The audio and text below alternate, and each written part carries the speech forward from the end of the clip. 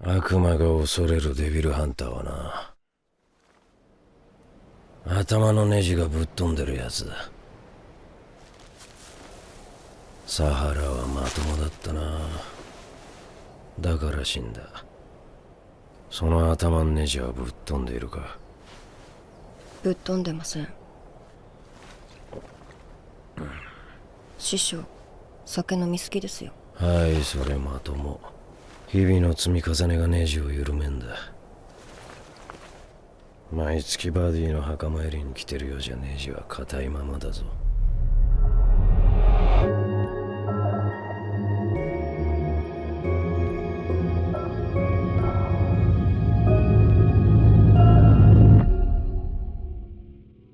Today, I would like to try to answer the question, is Himeno a predator? But before we try to answer that, we have to first talk about the scene. You know the scene, the very controversial, one of the most talked about scenes in Chainsaw Man. Then after we talk about the scene, we're gonna analyze it from both a directorial and writing point of view, and lastly understand who Himeno is as a person and character. What purpose does Himeno serve, if she served it well, and how her past remains relevant to the events that happen in the anime and manga? This will help us take into consideration the full context of what this scene meant for both Denji and Himeno. Please keep in mind that I know this subject has been debated over and over throughout the community. I just wanted to give my perspective on this topic and hopefully have a discussion with all of you guys. Now, when we first look at the relationship between Himeno and Denji, it's simply just a mentor and trainee type of situation. We see her care for him and everyone else on the team and guide them throughout their battle with the Infinity Devil. Getting their relationship out of the way, let's skip all the way to the table scene that happens in episode 7. It's normal in Japanese culture for people to invite their coworkers out after a job to eat and drink, letting the knots in their body loose from all the stress they've dealt with throughout the day. We see everyone eating delicious food and drinking beer with the exception of Denji, Power, and Kobeni. Power and Kobeni not drinking beer may be a personal choice, but we know for sure that Denji isn't drinking it as he is below the legal age to consume alcohol in Japan. To add to this, we also know that Denji outwardly says he is 16 years old. 俺デンジ年は確か16 Obviously a minor by today's standards and mentally immature. Throughout the rest of the episode, we see everyone having a good time until the long-awaited kiss happens.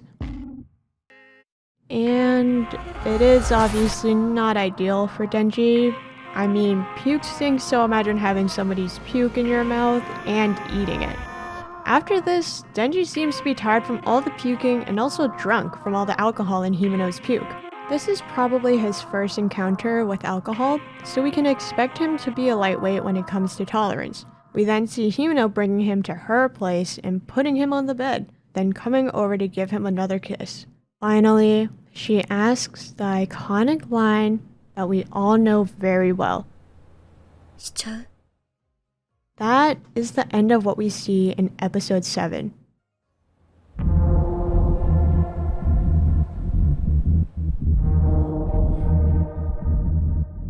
So again, we see her put Denji on the bed, undoing his shoes, then taking a shower to freshen herself before bed. Continuing after the shower, she grabs a beer from her fridge. All of the things we see her doing before the next scene seems like things a sober person would be able to do. It's inferred that she is at least half sober to be able to consciously do all these things. The camera's point of view quickly changes to first person, and we're entering the room where the direction of the camera seems similar to that of a predator approaching prey. Sure, it's kind of wonky because Himeno is still partially drunk, but it doesn't take away from the fact that we see a barely conscious Denji on the bed helpless. Then we see the kissing scene that happened at the end of episode 7 happen again. Himeno then pretends to not know that she brought Denji into her apartment and is surprised when she sees him on the bed.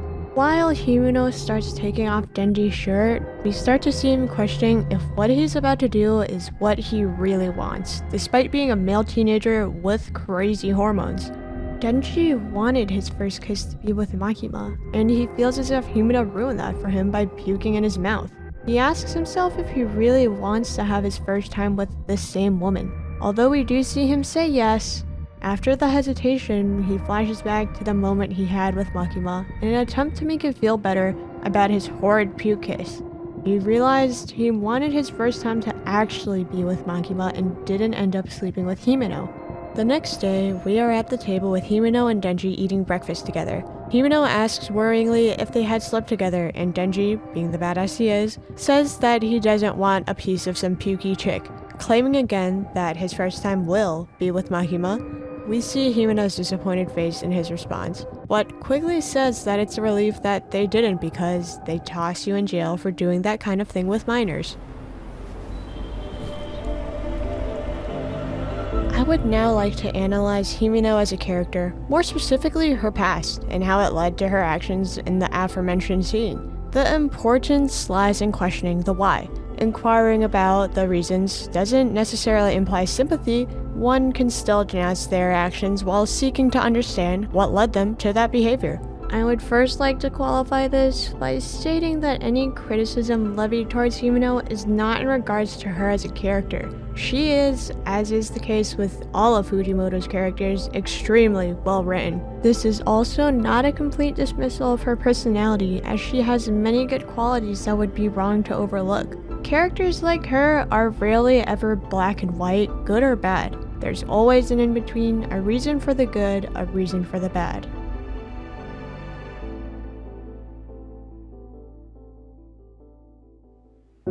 It's made abundantly clear early into the series that Himeno is an extremely caring and empathetic person, especially when compared to the characters around her. Despite undergoing immense trauma as a result of losing countless partners, she is still nowhere near as cold as characters such as Kishibe or Aki. She would rather remember the moments she has left with the people around her instead of bogging them down by focusing on all she's lost. This, however, does not stop her from remembering her past when need be, ensuring that she'll take any precautions necessary to protect the people in her life currently, which is an enormous and admirable show of mental strength. She is often seen checking in on her squad mates, ensuring they're safe, comfortable, and not putting anybody else in jeopardy. She silently harbors the pain of losing her partners, even allowing the blame to fall on herself, then accepting the punishment for it.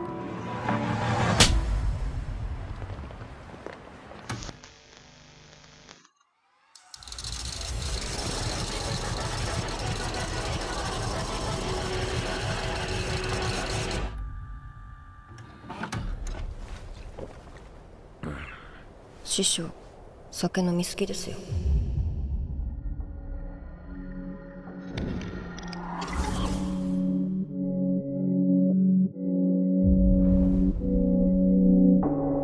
Himeno, a character that later becomes notorious for drinking herself nearly to death, clearly shows genuine concern for Kishibe during her younger years as a devil hunter, but those words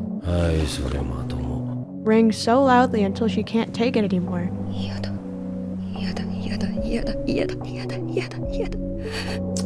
This is how she defines survival. It's what she believes and it's all she knows. In regards to Aki, as manipulative as it might seem and genuinely be, the pressure she puts on Aki to pick up smoking is genuinely just her way of showing that she cares. Whether it's right or wrong from a moral standpoint in the real world isn't the point of this scene. The point is to showcase the humanity within the relationship they share, no matter how wrong her definition of caring is. Their bond is also visually evident through Aki's apartment as well.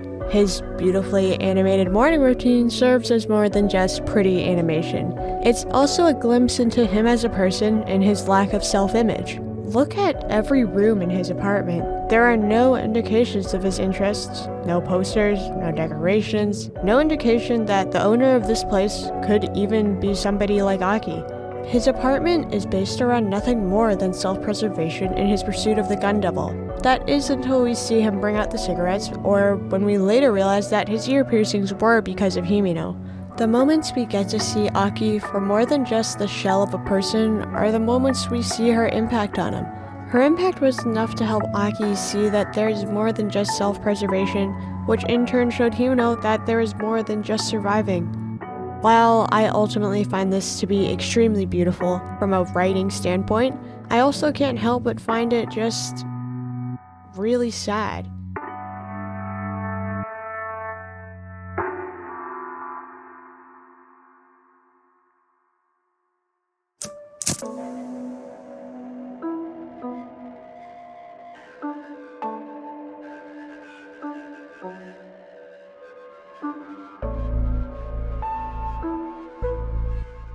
As stated by the Chainsaw Man Wiki, the name Himeno means princess, young lady of noble birth, and field wilderness. I find it interesting to draw a parallel between this and one of the foremost themes exhibited in Chainsaw Man, Aesop's timeless fable, the town mouse and the country mouse.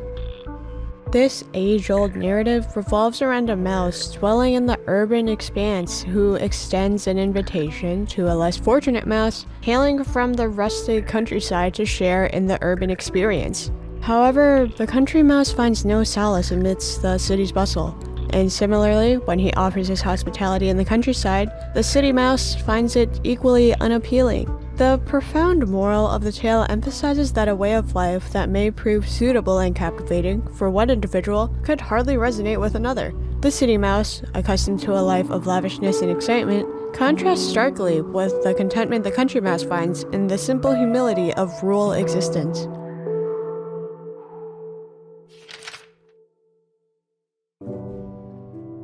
The narrative explores the dilemma of whether it is preferable to lead a mundane life of tranquil serenity and possibly live to old age, or embrace a thrilling existence with the potential risk of an earlier demise.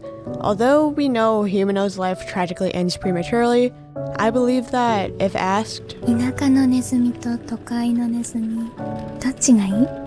her answer to this predicament would be obvious. She is akin to a country mouse, struggling to embrace the city mouse persona, all the while living with a constant threat of devils taking the lives of those she holds dear. In light of these circumstances, it's understandable that she seeks solace in vices like smoking, drinking, and sex, knowing that life of a devil hunter is fleeting.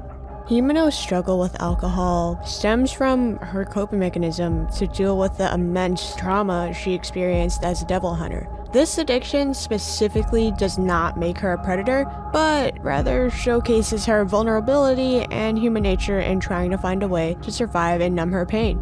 It is instead the actions associated with her addiction that are inherently predatory. In essence, Himeno's empathy, trauma, coping mechanisms, and addiction are all interconnected. Her high empathy intensifies the impact of her trauma, leading her to develop coping mechanisms like using vices to escape emotional pain. These coping mechanisms in turn transforms into addiction. The complexity of her character lies in how these aspects of her personality and experience intertwine, shaping her actions and decisions throughout the story.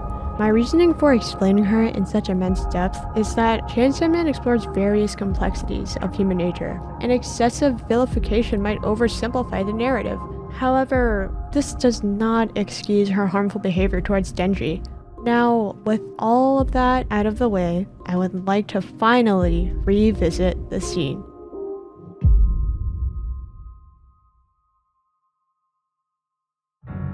Himeno, as a more experienced mentor figure, took advantage of Denji's vulnerable state and lack of understanding regarding romantic relationships and consent. Engaging in a sexual act with someone who is intoxicated and incapable of giving informed consent is considered unethical and potentially illegal in many jurisdictions.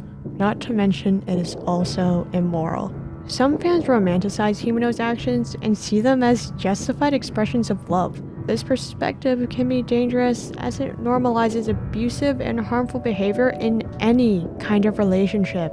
This is clear in regards to how some will ignore the impact her actions had on Denji, failing to acknowledge the harm that she has caused him. Picture this scene from Denji's point of view. He slowly regains his consciousness, completely unaware of what happened or where he even is. As a viewer, you can almost feel the helplessness like being trapped in Denji's body, unable to resist her advances. It's a terrifying realization that someone you trusted is crossing boundaries. Here's where the difference between impact and intent becomes crucial. Himeno may not have targeted Denji specifically for her actions, but her actions are predatory in nature, regardless of her intentions. The scene highlights how intent doesn't excuse the harm caused. Himeno's trauma and desperation might explain her behavior, but it doesn't make it any less terrifying for Denji. Even though Himeno might have a troubled past, it doesn't absolve her of the responsibility for her actions and their impact on others, especially Denji. Although she may not be nearly as bad as Makima, she still does things to both Denji and even Aki that raise concern. While some similarities can be drawn between Himeno and Makima in terms of motives, it's crucial to recognize their differences. Himeno is not intentionally manipulative or malicious like Makima. Her actions are driven by her trauma, and she doesn't consistently target Denji specifically for exploitative purposes in the same way that Makima does. Now to finally answer the question, is Himeno a predator? Her specific actions towards Denji were undeniably predatory. While Himeno doesn't seem to display predatory behavior every time she's on screen and actually shows care for her fellow devil hunters, there is a great aspect of her character that allows us to have a delicate analysis of who she is. As a character, Himeno serves as a reminder that empathy, trauma, and personal struggles can coexist with flawed actions. The main theme of Chainsaw Man is humanity after all, but your past traumas are never an excuse to hurt other people. You don't have to be a bad person your entire life. There's still time to change and grow into a decent, or even a good, human being. アキ君は泣くことができる。そりゃ泣くよな。大勢仕事仲間が死んだらしいし。面倒見てた新人が死んだ時なんかは隠れて泣いていたから面白かった。俺は全然泣けねえんだけど。デビルハンターは身近な死になりすぎて涙が出なくなる。でもアキ君はすぐ泣く。あれだけ思って泣いてもらえたら。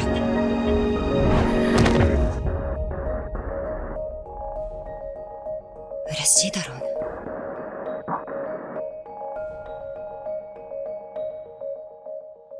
Ending with that, I encourage the people viewing this video to please give their opinion on this subject. I'm really interested in hearing what you all have to say about Himeno.